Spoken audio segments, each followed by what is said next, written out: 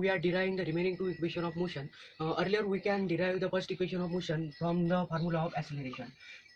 It is equal to v minus u upon t, and we can get the first equation of motion v equal to u plus at.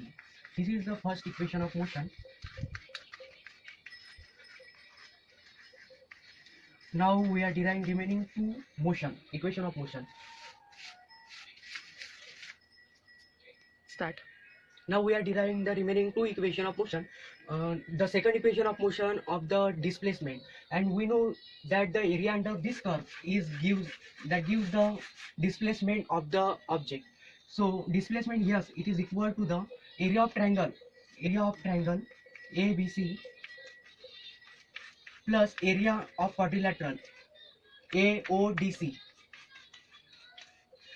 So area of triangle calculated by the 1/2 base into height. Here base is the AC, and AC it is equal to the here AC equal to the T, we can write it, and the height it is equal to BC, and it is the final velocity minus initial velocity. This is final velocity, and this distance is the U, and we can calculate this. It is equal to the V minus U. So we can write V minus U plus area of quadrilateral or rectangle. It is equal to the length into breadth, and here length is the T, and breadth it is equal to the U. So now we can calculate 1 by 2, and now we know that the formula of acceleration A equal to v minus u upon t, and put the value of v minus u, it is equal to the at. We can put this value in given equation. V minus u it is equal to at, that is t into at plus ut. Now we can simplify this given equation, and it is equal to 1 by 2 at square plus ut. Now we can rearrange the equation, and it is equal to the ut plus 1 by 2 at square. This is our required second equation of motion. This is second equation of motion. We are deriving the remaining third equation of motion, and we know that the average velocity or the velocity, it is the displacement upon time. Displacement is the s and time is the t. Now we can find the displacement, and it is equal to the average velocity into time. Now what we have to do, displacement s equal to, we can put the value of average velocity.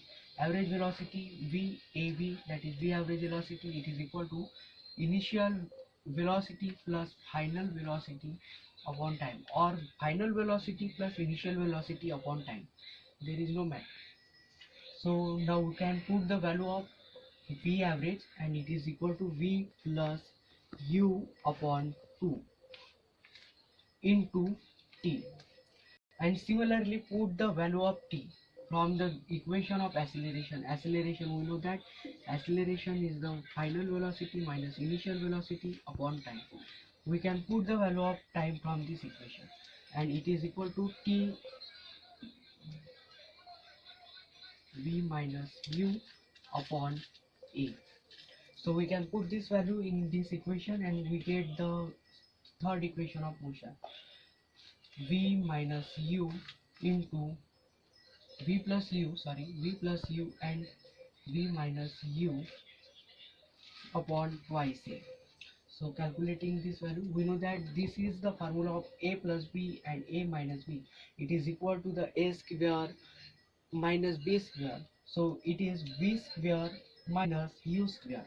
So displacement s equal to v square minus u square upon twice a s. So calculating this part, it is equal to twice a s and v square minus u square. Shifting this u square here, we get v square equal to u square plus twice a s. This is our required third equation of motion. These equations are not so hard for derive. We can derive only by the formula of acceleration, which is equal to the final velocity minus initial velocity upon time. So we can derive this equation very easily.